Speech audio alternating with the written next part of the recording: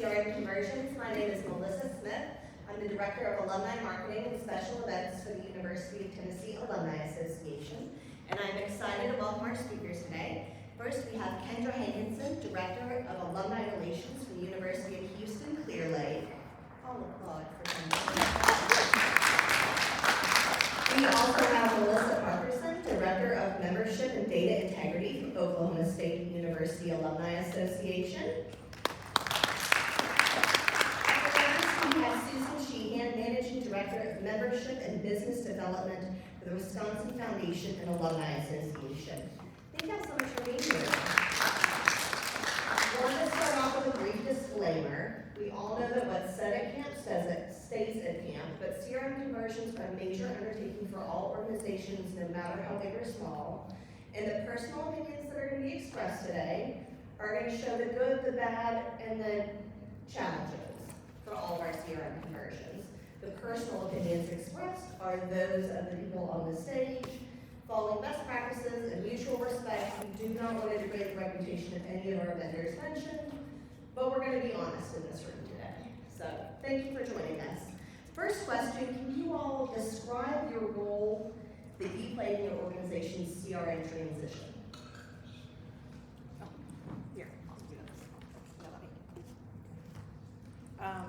Well, my role was tied to being a subject matter expert for membership.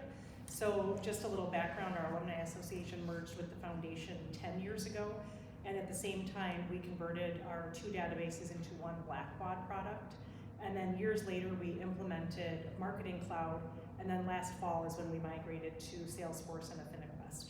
And so as a merged organization, our overarching goals are really development and fundraising involved, so it kind of depends on the structure of your organization, and you'll be able to see the differences as we talk through this today.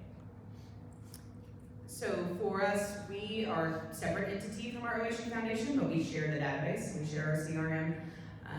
We partnered with our foundation in order to transfer over from, we were on Blackbaud Razor's Edge to begin with, and then moved over. So my involvement was mainly as one of the lead people from the Alumni Association spectrum. So I was involved in many of the sprints that were going on.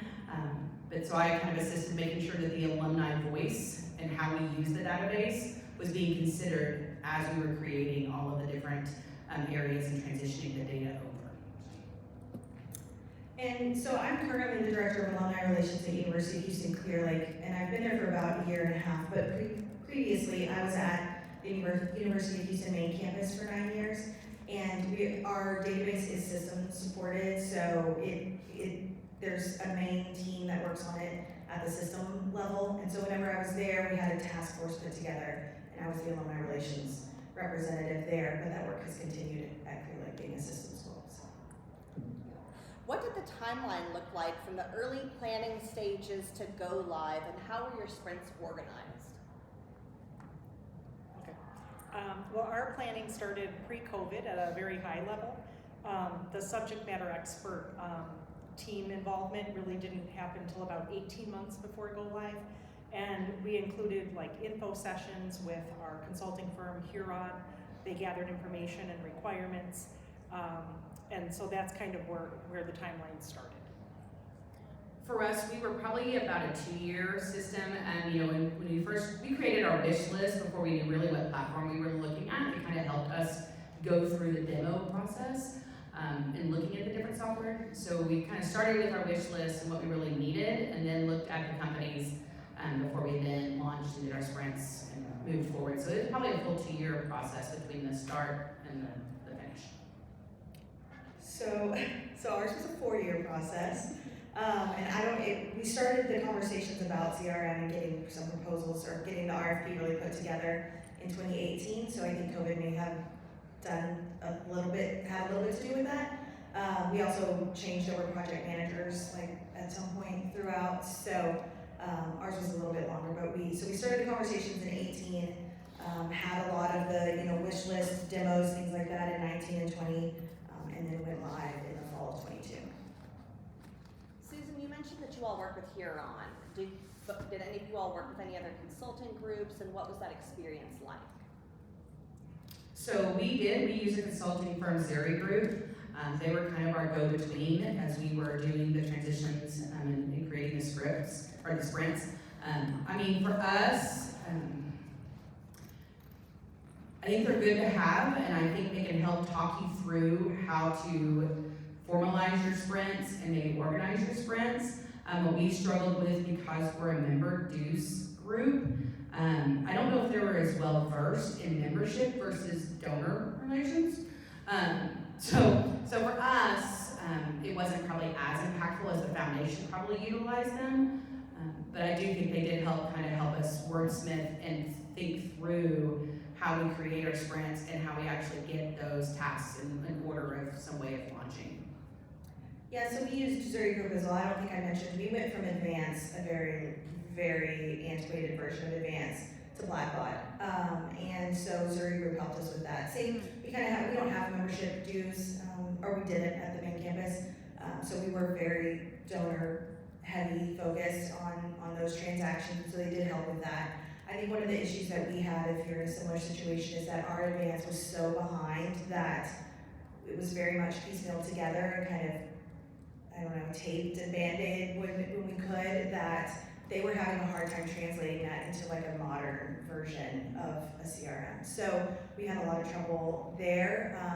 And then we did have live membership, which really seemed to be like a foreign concept. Like there was we had to totally customize that when it seemed like that would probably be pretty standard for a lot of people. So there were a couple pitfalls, but it was nice to have really one person or the small group of Zuri people to talk to that could kind of facilitate that relationship with a larger Blackbot. I was just gonna add, with Huron, it was great for information gathering, but very much like what Melissa said, by the time we got to the point of getting close to go live, everything was very development focused, and membership was kind of an afterthought. And I think it was just because they thought membership would work the same way, but it doesn't. And so that was challenging. And then we ran out of consulting time. Mm-hmm. So then we had to go live and sort of figure some things out on our own. We had to extend ours, so, and it was in a modified relationship. So. Yeah. What were some key functions on your wish list, and what are some things that you wish you'd asked for? Yeah, so one of the things that was really helpful with the task force at the beginning was that we opened up the wish list to every staff member in University Advancement. So we put out a survey and asked them for everything. We compiled all of those and we really didn't like scale it down at all. We left all of the individual questions unless they were exactly the same. So we gave each of the 3 that we were doing proposals with that full wish list, and they had to come back and tell us whether or not they could do it. Don't be surprised that the answer to every question was yes. So it's not how it turned out, but that they said yes, they could do everything. So some of the big things from the alumni relations side, of course, the big things were our life membership, because that was our primary kind of financial component, but the engagement pieces, so committees, boards, volunteers, event participation, all of that was really important for us. I don't know about other schools, but our #1 request across the board was that each individual person could make their own bio updates. We could not do that in advance, and so every time we had to submit these requests, and so that was like the easiest thing that we could accomplish. Some things that I wish we would have gone a little bit deeper into the questions, saying like, yes, you can, but how? Show us maybe a little bit. They came and they did demos and things like that, but there was no way it could cover all of our questions. So I wish the things that were probably most important to us, we would have dove a little bit deeper into looking at those answers and what exactly the end user experience was going to be. Even things like, they told us they could do membership cards and things like that. That was not the case. Yeah, so for us, the wish list, I will echo this, and so we probably should have been a little bit more specific with our wish list, because we kind of thought some things were obvious. So like we went from Razor's Edge Blackbot to Salesforce Ascend. With that, we were really excited because that was going to be a web-based platform versus on your computer. So we knew things could actually be more easily accessible no matter where you are. But the downside of that was that we needed event management, and the problem is, we've got an app that can do that, So we picked one, and it couldn't do everything we needed to do with our events. So I think that's kind of key when you're going through and really thinking through what you need to be really specific down to those kind of fields and how they need to be structured, especially if they're a tiered type system, because they're going to say, they're going to say they can do everything. It's going to be great. So I just really make sure that you think about specifics within each of your areas of what you needed to drill down into.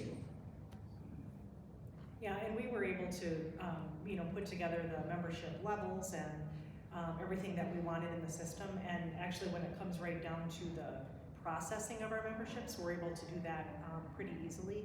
But all of the things that were really like automated in our prior database, everything became manual. And so if we would have been able to at least spend some more time figuring out what we needed to learn in terms of report building and list building and things like that, it would have been helpful. But once we went live, it was just all systems go, and it was, a little chaotic. Pre-go live, what training opportunities were you given, and what do you feel you needed more of? Well, one thing is our organization spent a ton of HR time having all of us that were subject matter experts putting together job aids, very detailed job aids. They were pretty specific about the templates we needed to fill out and everything for these job aids, and everyone in the organization had to be trained. We had to sign up for various classes and everything for training on all different parts of the database. That was helpful, but then once you went live, most of the things that you were trained to do, either they didn't necessarily work, or you just had to dive in and get your day job done, and so then you didn't have the time to spend. But I would say the written out processes in these job aids was very helpful, and even today we can still pull them out. We might have to edit the steps a bit, but we can go line by line exactly what we need to do to process a membership, because I'm speaking mostly from the membership side of things. Yeah, I think that's one place where we probably really fell short. And looking back as the alumni relations representative on the committee, I wish I would have advocated more for the alumni relations processes and procedures, because it was very heavily donor focused, which I mean rightfully so, but we really got left behind when it came to the training and things like that. So everyone was invited to be part of the demos whenever we were doing the proposals. Each of the companies came and anybody could attend those. But I think it was way over most of our staff's heads. It got into the nitty gritty of a lot of things that we just never dealt with day to day, with gift processing and things like that. So I wish we would have had some job aids. We had a lot of trainings afterwards that it seems like it wasn't till a year afterwards that they were mandatory that people had to attend. So some people just kind of got in there and started playing around and doing whatever they could kind of figure out. Which I think made it harder in a lot of ways. So I think training would be one of the more prioritized steps in the process. If we had gone back and done it again, especially in the alumni relations process, I would have made sure. I kind of became the expert just because I was the one that was going to a lot of these things, but I couldn't spend the day training everybody to do it, and so I wish we had more of that.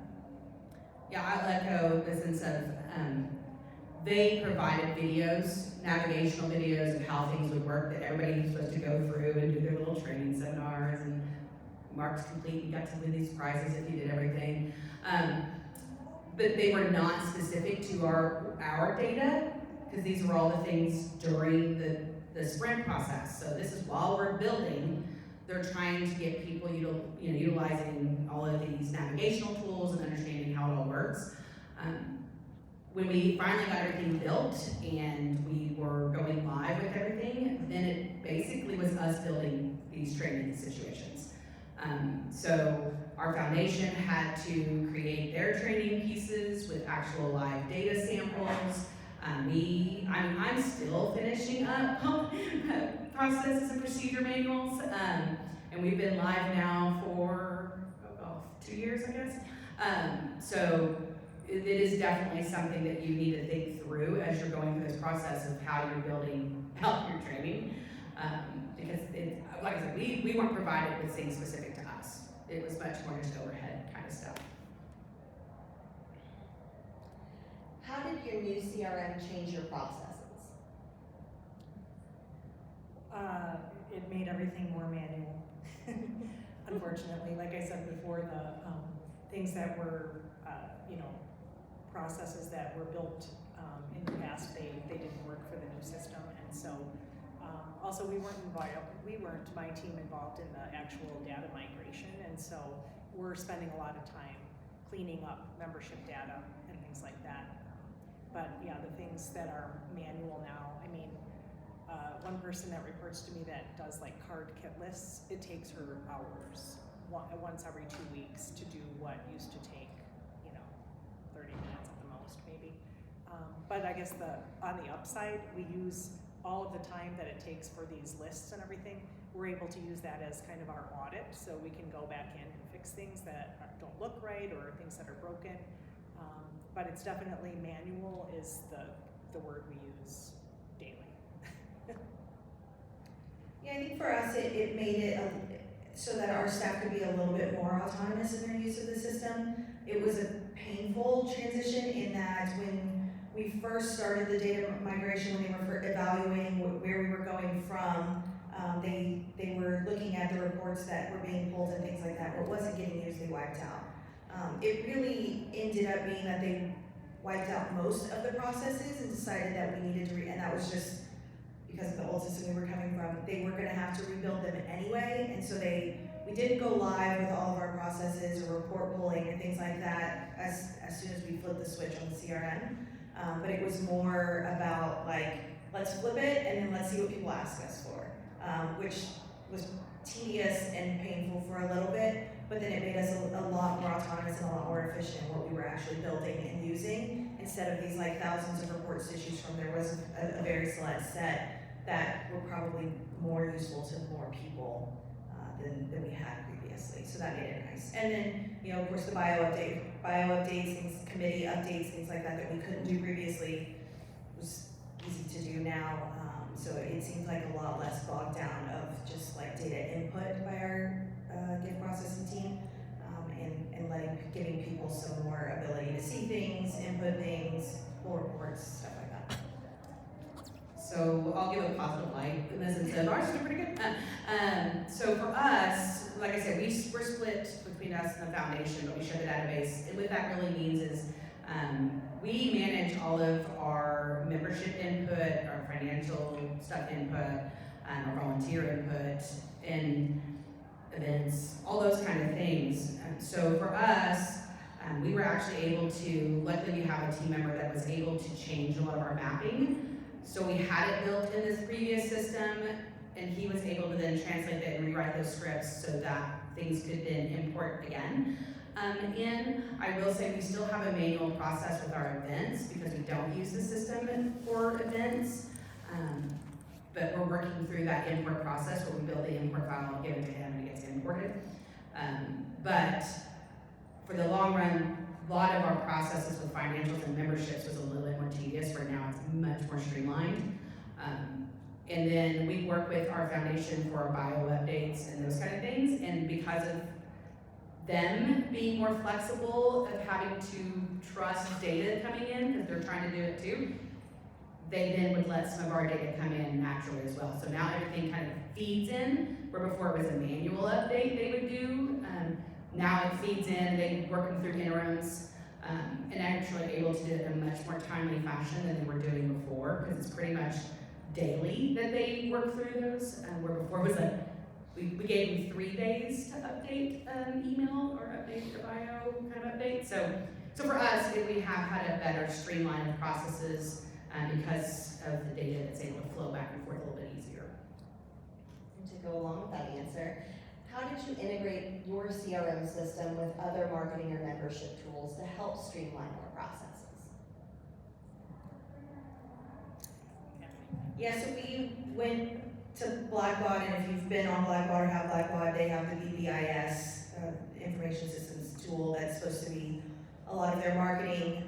We realized quickly that even adding that piece was not fulfilling what we needed in the event space or even in the email design space, so we had to add a subset of email design tools with bPro, and then even exploring some of the event softwares, but BBIS was the major one. I know in the gift space, they also we're looking at some other components. Paper Save, I think, was one for a lot of the documentation background that you can attach to records.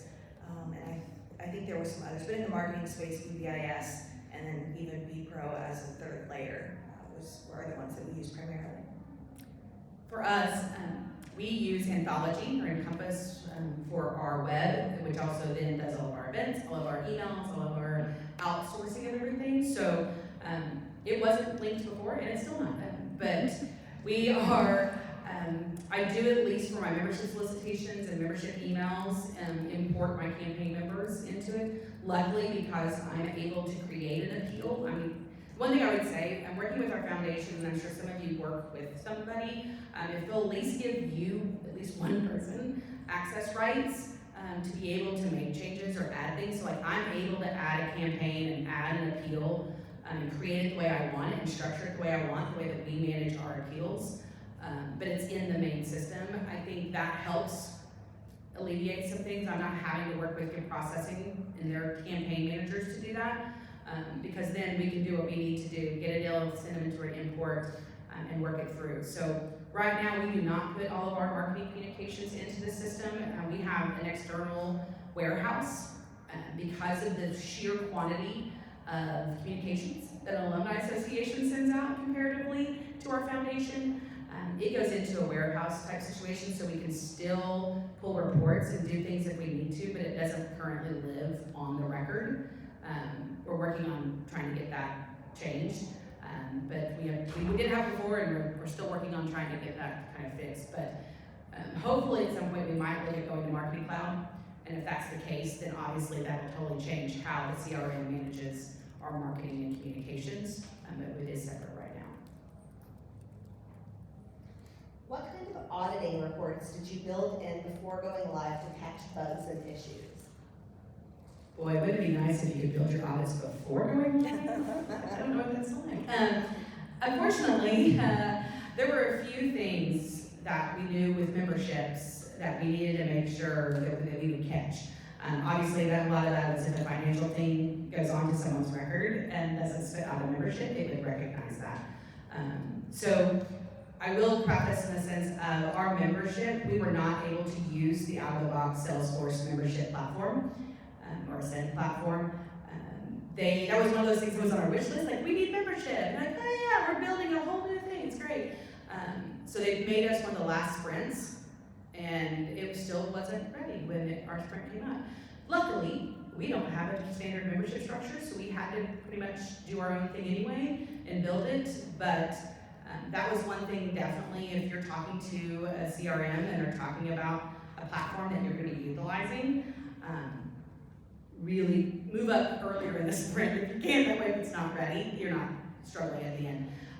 But yeah, I would say audits, really think about your primary role and what you do as an organization, start there, and really trying to think of, okay, rough way of pulling. If I can't get it all streamlined and perfect, what is the major thing that I need to be able to run a report and see if we missed it? Start with those and get those built out, because I mean, if somebody else was able to get all their audits built before going live, let me know your secret. But a lot of times you don't even know really some of those things of how it's going to run and work until you go live. But start making a list now. If you've got audits now, make your list of what you're running so that then you can talk through how does that look at the end. I'm very fortunate in the sense of we've created a nightly audit that looks at about 20 things. It's looking at 20 different things that happens and will spit me out an error if anything doesn't come up right, so that I can fix it the next day. But make your list of anything that you can think that possibly might go wrong. Yeah, I agree with a lot of that. I think that looking back, we made a list, but we didn't prioritize our list. And so even within our list of desires for what we needed, that to say, these are the priorities for us, and these are the ones that are kind of most least important, which will probably offend a lot of people in your office and you have to like pick your favorite child, but it would really kind of serve you all in the back end, because if not, they're gonna pick what it is, and it didn't always line up with what ours was. I don't think we had any alumni relations specific auditing that we were doing, kind of related, but one of the things that I'm sure most CRM conversions do is they built a sandbox database for us to be able to play around in, and then they scheduled 4 test full go lives within that sandbox. So they took all of the data, flipped the switch on these, and then we were able to kind of audit after the fact before our actual go live, which was helpful, but you almost had to know what you were looking for to identify where the issues were, and so it made it a little bit challenging, but it at least gave us a good idea of what was to come. Yeah, we had a sandbox also, but we really had no time or knowledge to play in it before go live, and so we kind of had to teach ourselves just based off of some of the initial steps that the consulting firm was able to give us. But otherwise, from an auditing standpoint, finance had given us an audit report that would allow us for checking against member dues and some of our sustaining gifts after we close batches. But otherwise, it's mostly our renewal lists that we had to build and our card kit lists. We use those every single time that we pull them to really dig into the membership data and make sure that things look right, and if not, we can go in and edit individual records and things like that. Can you share any specific lessons learned or best practices for driving organizational change through CRM conversion for a better conversion process? I think that definitely have somebody, if your advancement team or whoever, if you're working with other groups, making sure that alumni relations is spoken for within that group. Many of you will probably do this just within your alumni team anyway, so that makes it easy. But then even take it down to the next level. We'll make sure your piece for marketing or membership has representation on that committee, because I don't think we would have been heard from otherwise. I think we would have actually been left behind when they were planning a lot of these things. So if that's the case for you, make sure that you have someone physically sitting at the table. And then the other piece would really, I think, be thinking ahead, which sounds so intuitive, but it just kind of foreseeing any of the problems that were going to come up was the biggest challenge for us, because we had been with our system for 25 years, and so hopefully that's not the case for you, and so you maybe remember your last conversion and you kind of know what to plan for the next one. So we did not have that luxury. There was not many people that had been around for the first one, but maybe taking some of the pieces that had come from the last one. I was not a technical person. I was just the one in the office that cared the most about CRM and cared about learning what it actually did. So you do not have to be the one knowing how to flip the switches or push the buttons, but just knowing someone to be able to say what you actually need, kind of having a broad oversight of what the office is doing or what your area is doing, made it helpful to explain to other people that won't work because, or this is more of what we need, or it's going in the right direction. Made it really helpful for us. I didn't have life membership. It was kind of underneath me, and I could kind of tell where we needed to be or what would work and what wouldn't. But just somebody to really speak up whenever the broader conversations were happening, I think made a little bit of a difference. Yeah, I'll echo that. We had 12 sprints, so 12 different kind of categories that there are transitions. And we had people on in every single one of those sprints. Some of it, it wasn't because we had things that we knew that we had to get done. It was more of if they did something on one side and it was going to affect us down here, we want to be aware so that we can then plan accordingly and really have those conversations. So even if you think, oh, we don't do that, if you can have somebody in the room when they're talking through the functionality and what they're going to do and what they're going to name things, I think that's key. So I would definitely push to do that. The other thing is think through your regression testing. So after go live, there's still so much testing that you do, and every time there's an update, there's more testing that you do. And so always be thinking through too. It's not like it's one of those things that you go live and then woohoo. It really is a continual process. So really thinking through on your teams, who's going to be doing those testings every time to make sure that you're still moving forward with the updates. You're still kind of continuing making sure things work.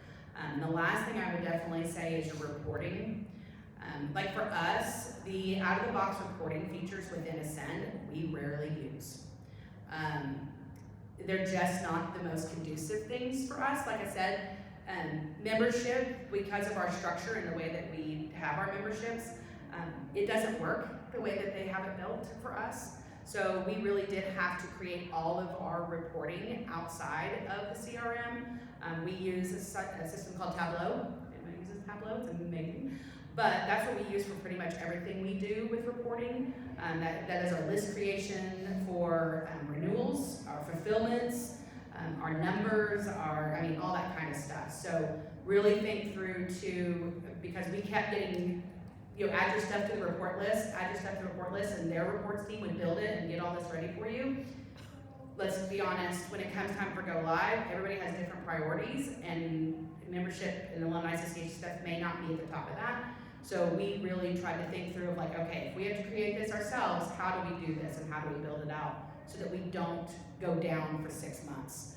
People don't like to be join and be part of something and then not hear from you for 6 months. So we really focused on the fact of as soon as it go live, there are these things that we have to be able to pull out of it and have to continue. So really think through those things as you're going through the transitions before you go live. Yeah, and our organization really made a commitment to an on-time launch. So as things got closer and we realized that things weren't really as ready as needed, we kind of sacrificed how buttoned up everything was just to hit our deadline of going live. So it's almost like once you go live, then you're actually starting at that point. So I would say, definitely being an advocate for, for what you need the database for is definitely key. But being realistic, and even leery of how simple you think that something like this transition would be, because it's definitely a huge undertaking for everyone involved. Before we take questions from the audience, we're going to end on a high note. Can you highlight a specific campaign or an initiative where your new CRM has significantly improved your processes, and what are your outcomes? I would say just last Thursday, we finally got our campaign reporting set up. So now out of all of the membership campaigns that we've done dating back to last September, we could build out the report to see what our results are. And so now finally I can tell the whole membership team, everything that we've been doing marketing wise, what's working and what isn't. But it took, from last fall all the way until last Thursday to get to that point. And it's still a work in progress, but it was huge. So it was good timing to be able to come here and say that. Yeah, for me, it's probably a very small win. But when I got to University of Houston Clear Lake, it's a very small school, very small shop. There was not an alumni relations or an annual giving focus for the last couple of years. And so I was not planning to be in the annual giving space, but I raised my hand, so I was willing to try something just to kind of foster some alumni engagement. So we did an end of year campaign last year, and the annual giving team at the system level helped me kind of build the campaign out in BVIS or in Blackbaud, which I had never done before in advance, and not with the new system either. So that was really nice to be able to actually segment. This may be like everyday work for some of you, but I'd never done it before. So to actually see like, these are the populations or the audiences that we built out to say that, at this age or hasn't given in the last 5 years or whatever, to be able to then do the reporting on the backside of that, which at UHCL had just never happened before, was really nice. So it was a really good first step to know we had the support at the system level, that they would help. I actually have a meeting today to do our next one that's based on an event, but just to get any kind of information like that was a win for us, because I don't think we were doing that at all For us, one of the things we just did recently, like I said, we are separate from the foundation, and so they manage all of the fundraising efforts of our institution, as well as the Alumni Association. So all of our scholarship dollars goes through the foundation, our building, our general fund, anything like that goes actually to a foundation account and not through us. We have 2 totally different banks. How the money comes in is totally different. But those things are ours. And so I actually did a campaign this year to really push, and they can pick either memberships, scholarships, our building, any of those kind of things, homecoming. The donor was able to pick whichever, and membership was included on that. And because of our new system, the way that we set up everything and shared, that the money could go over there and get applied, but I could apply the membership credit if it was for membership. I could pull my fulfillment reports off of those donations so that I can mail the fulfillment to them separate, because they don't handle that. I mean, it was a very more unified and collaborative campaign. We also did a calling piece to that. They have the callers, we don't have a calling facility. So they had their callers call on behalf of membership, and because of how that was set up, I can then pull a report nightly to then make sure that the membership credit gets applied when they make those payments. And so I think because we've had this more cohesive CRM and really working together better since the transition, we're able to do some of these group efforts a little bit differently, even though we still manage things very separately, but we can actually facilitate things a little easier. All right, guys, I'm getting up, so who's got questions? Ooh, right here at the table. I have so many questions. I'll try not to monopolize the time. Very specifically for Susan, what other things do you have plugged into? I mean, I guess for both of you, because you're both on Salesforce, so what other things do you have plugged into it? Like, you mean like events and things Is like it like Marketing Cloud or, Oh, yeah, or your Marketing event Cloud. system? Yeah, so we were on Marketing Cloud before we actually went into Salesforce. So we had that going before we ever migrated to the new database. But other than that, my main focus is really membership, and that's it. So the AffiniQuest side of things in terms of like that overlay. And then I think we have like chapters and events and registration and things like that that are all kind of tied into it from an alumni relations and engagement standpoint. But we're all kind of in our own silos working to get the system set up for what our needs are. Yeah, the only thing I think we have, the only thing externally that we have is our event system, which we use Linvio, and nothing against Linvio, but we are changing that. So, yeah. And then one more question, I don't want to monopolize time. Alumni, so engagement metrics. So we're going through the process of coding engagement metrics into AffiniQuest, but AffiniQuest, the way they set it up, we're having to like, what you think is a simple thing, there's like this chart that you would think you can change a chart very simply, and you can't. So we have to change the way that we look at our engagement metrics. But have you already gone through the process of coding it into your system so that it is, updating and showing on records and all of that? I think that I could put you in touch with someone at my office that would be involved in the engagement. But definitely whatever we had set up in our last database migrated over, I think, to a way that's allowing us to pull in the right people based on those audiences. For us, we did not have an engagement score to begin with. Foundation has an Orange Power score, which is their donor score. We have an engagement score through Encompass Anthology that they create for us. So that's got a whole other kind of thing. And so all of that feeds into that warehouse, the data warehouse I was telling you. But it doesn't actually live within our CRM. So everything that we can kind of pull out and do is kind of on the back end and not on the front facing.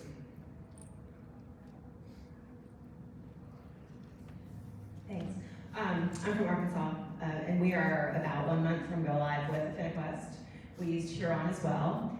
It's interesting to me that you all said you've gone through this process, y'all are well ahead of us. They didn't know that membership was something they needed to have ever heard of. That is still the case as we've been working with them, which seems, what's a kind word for disingenuous? Well, it just seems like they should have been more Crazy, prepared. it's crazy, like, it's just crazy. I don't know how, yeah. But, so you have a manual process, or We created you created your own process through Anthology. yeah. Well, yeah, no, we don't use that as much. We created our own fields in our CRM. Like it's all in our CRM. Okay, But we use Giving Society structure. Like our membership is very different. okay, So we use Giving Societies within Ascend and not their membership tool. okay, If we would have stayed on our standard membership functionality and structure, Ascend probably would have been maybe fine. okay. But they were building it. Reason why, I mean, for us, they were still building the membership components in Ascend. They didn't have it built yet. So Well, and they have done nothing for us as we go live next month. that's why I don't really know. I don't know how the structure works in it because we didn't use it. Oh, no problem. When we were on Blackbaud, there was a membership module that was really, helpful. But with AffiniQuest, there is no such thing, so you just kind of have to find all of these things that work. But the processing part, like for them to set up our terms and our levels and all of that, it works great. So you were able to Yes. create custom fields or? We merged what we had into what was allowed, I guess. I think I would like to talk with you offline. Yeah, I don't have my laptop today, but I could show you. That might actually be more helpful. Okay, that would be Yeah. helpful, thanks. Any more questions?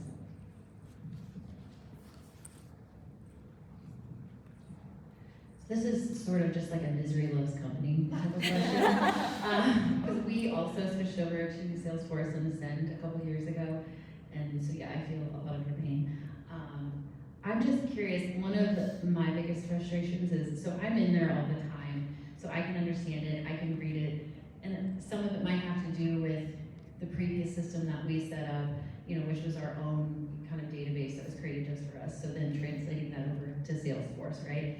So one of my biggest frustrations is anybody else that tries to look at it, it's just not user-friendly, it's not intuitive. So I'm just curious, specifically, those of you that use Salesforce, if you also run into that, like if even the receptionist gets a call and say, oh, when is my next membership payment due?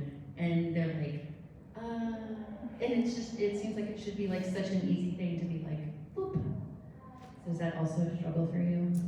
So I will say we probably are not the best anyway of cross-training everyone the well as they should, because we get really to the point where we're like, oh, this is what you do, focus on that.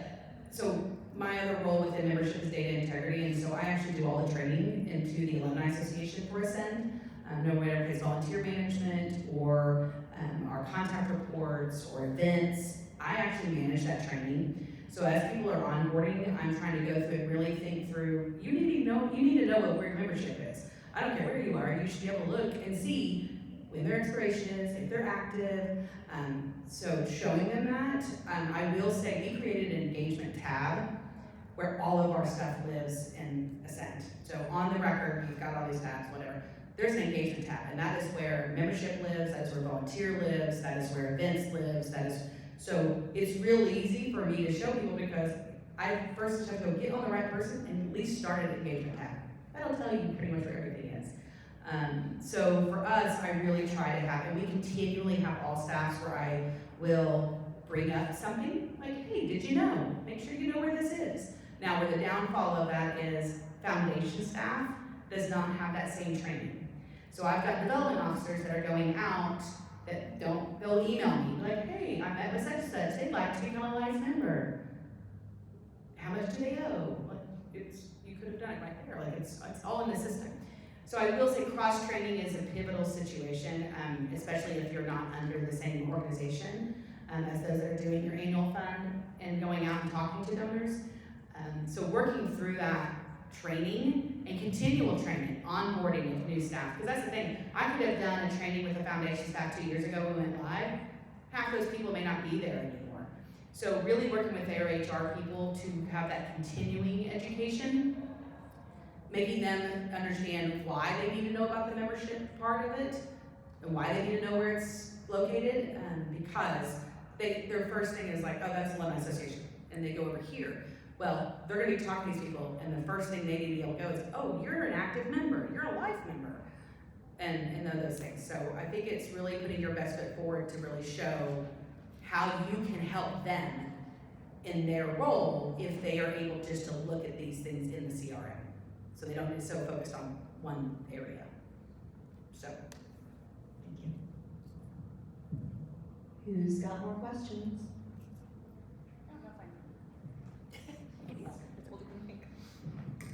Hi, we transitioned from a very old iteration of Advance to Salesforce Ascend in March, and it's been a long few months. So kind of looking at it post go live, since all of you have kind of gone through that, I'm hoping you experienced, so that I don't feel alone, did you experience delays in like membership processes, things like, that were tied to reports like welcome packets, renewals, all of that? And how did you handle that from like a customer experience standpoint and like going from day to day and trying to get back up and running things that have been on a schedule for so many years? We didn't send renewals. Okay. So we went live and we didn't send renewals. For how long? For 2 months, and then we sent them for 1 month because we found one team member that could build it for us. And then, we skipped a month because we mailed out so late the month before. And then finally, when we got into January of 24, excuse me, we could just hit the ground running. So it was, it was a rough few months. Yeah, and then, I mean, just lots of things are just manual. So, it took a while for us to get a card kit list built. And we had to find like internal teammates that could build it. And, it was trial and error and stuff like that. So, it's tough. I'll echo, we did drop renewals for 2 months, just because trying to make sure everything got in, and we didn't want to send renewals to people that paid and hadn't been processed yet or anything. And fulfillment, we weren't too far late on fulfillment. But that is also because we have an amazing